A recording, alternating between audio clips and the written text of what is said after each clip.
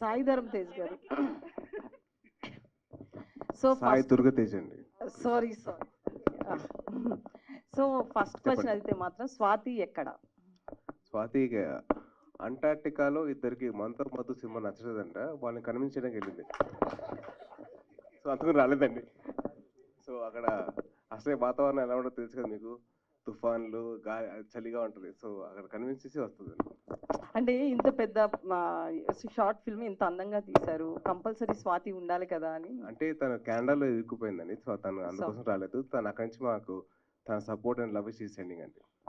So అంటే మీరు మీ friends కోసం తీసారా ఈ షార్ట్ ఫిల్మ్లోకి ఎంటర్ అయ్యారా? లేదు అంటే ఇది దేశభక్తికి సంబంధించింది, ఒక మహిళకి సంబంధించింది కాబట్టి మీరు ఏ ఇంట్రెస్ట్తో ఈ షార్ట్ ఫిల్మ్లోకి వచ్చారు? ఒక 2 రీజన్స్ అండి. ఒకటి దేశభక్తి కోసం, మీరు చెప్పినట్టు కరెక్ట్ అండి. అది దేశం కోసం ఏదో చేయాలని చెప్పి. ఏంటంటే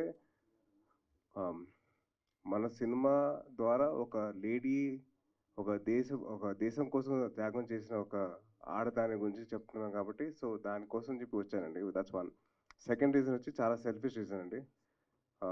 నా బెస్ట్ ఫ్రెండ్ నవీన్ విజయకృష్ణ, వాడు ఎంత టాలెంట్ ఉందో వాడిలో, I wanted to world to see అండి, ప్రపంచం మొత్తం చూపించాలండి. So these are the 2 reasons అండి. అందుకే. సో అంటే ఇందాక మీరు మాట్లాడుతూ నా జీవితంలో 3 మహిళలు ముఖ్యమైన వాళ్ళు అని చెప్పి మీ అమ్మమ్మ దగ్గర నుంచి అందరి గురించి చెప్పారు. ఈ 3 కాకుండా మీ లైఫ్లో ఫ్రెండ్స్ కావచ్చు, బయట ఇండస్ట్రీకి సంబంధించిన వాళ్ళు కావచ్చు, ఎవరున్నారు? వాళ్ళ పాత్రలు ఏంటి మీ లైఫ్లో? నాకు ఒక బెస్ట్ ఫ్రెండ్ ఉండేదండి. So she got married and she left the US.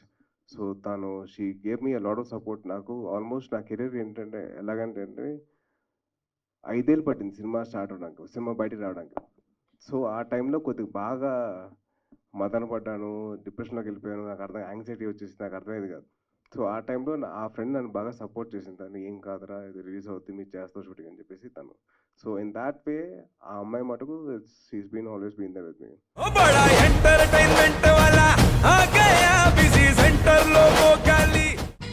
సక్కు సక్కేంద్ర సక్కు సక్కు బాయ్ బాయ్ బాయ్ బాయేంద్ర భార్గవ్ బాయ్ బాయ్. గిరాకి వచ్చే టైం ఏంది? కస్టమర్లు వస్తున్నాడు, రేడికల్ పీగురి.